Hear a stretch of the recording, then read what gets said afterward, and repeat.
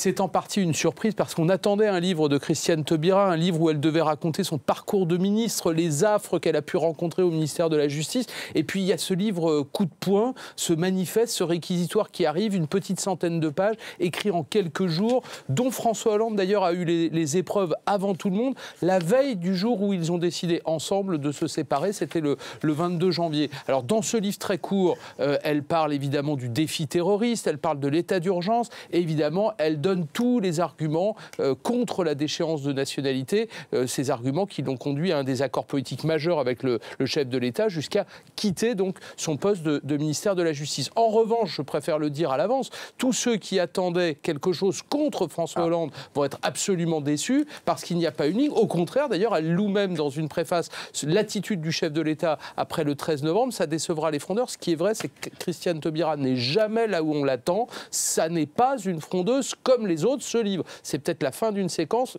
peut-être aussi le début d'une autre.